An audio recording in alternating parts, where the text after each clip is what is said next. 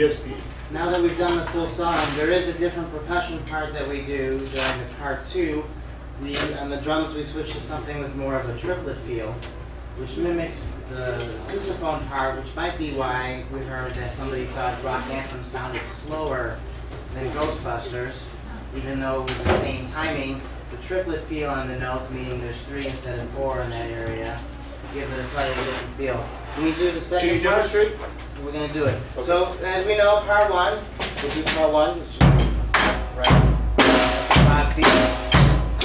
1, 2, 3, 4. Now we're going to show you what we do on part 2. Gather that up.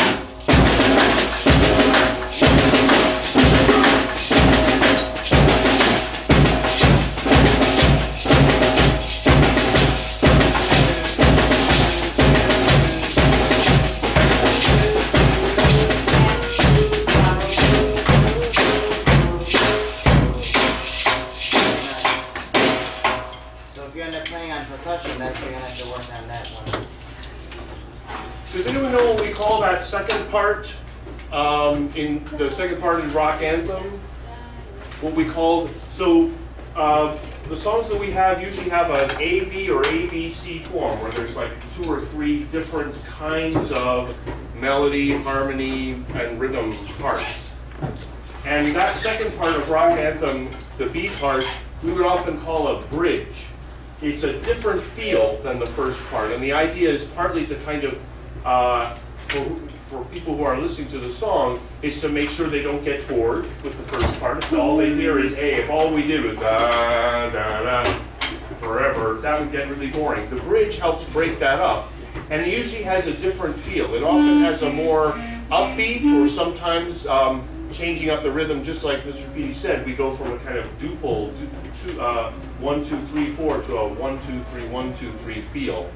And then when we come back to the A part, we kind of come back in a different context, having just heard that B part or that bridge. How about Ghostbusters? Which part do you think is the bridge for that? What's that?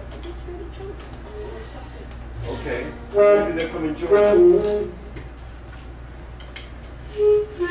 I think the C part, the third part of Ghostbusters, is I think of as a bridge.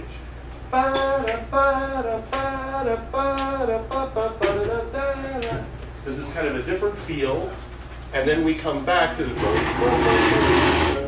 I think also I don't know if we're going to play that song now, but as someone who's played the sousaphone on that song, it's like, I think it's not as obvious on the horns that the C part is really different, but the same way the drums change in Rock Anthem, like on sousaphone, we're playing the same thing through the entire song forever until the C comes, and then we just go like, ba, ba.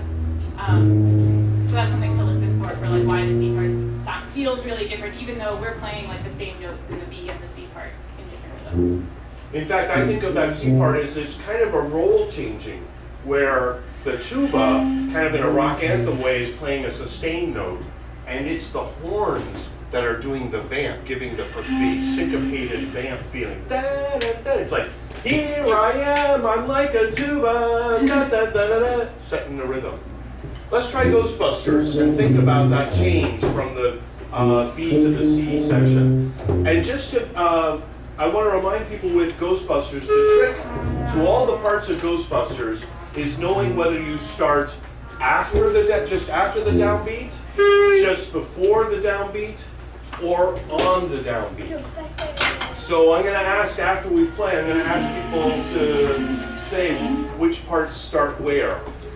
But let's play it through. Let's start with the vamp, and we're going to take we're going to have some solos in between too. The solos follow the A and the B form, the same chords, and then we all play the C together, and then we do another solo. And during the solos, on the fourth phrase of each solo, the rest of us are going to yell Ghostbusters as a kind of backup support to the soloists. Anybody want to volunteer for solos for this right now, or else I might just try and find you those? Huh? We don't volunteer other people. As if we volunteer ourselves. Let's give it a try.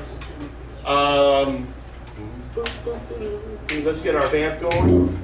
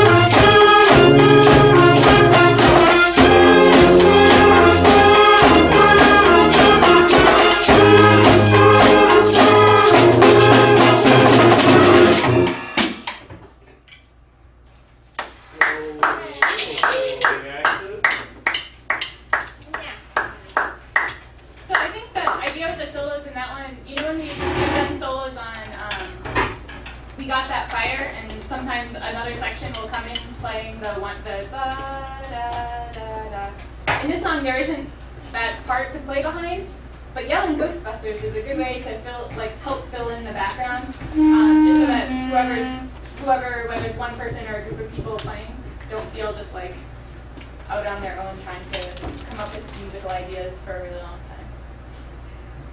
So we should all be, as long as we don't have an instrument in our mouth, we should be yelling Ghostbusters. Ghostbusters! Did you notice what happened yesterday when we circled in the chorus? What happened when we played Ghostbusters? The chorus people say Ghostbusters. They knew right away. They took the cue right away. Oh, this is our chance to participate musically. So they're sitting down in their chairs, right? But suddenly they're part of the show too, because they yelled Ghostbusters. So suddenly they're in the band.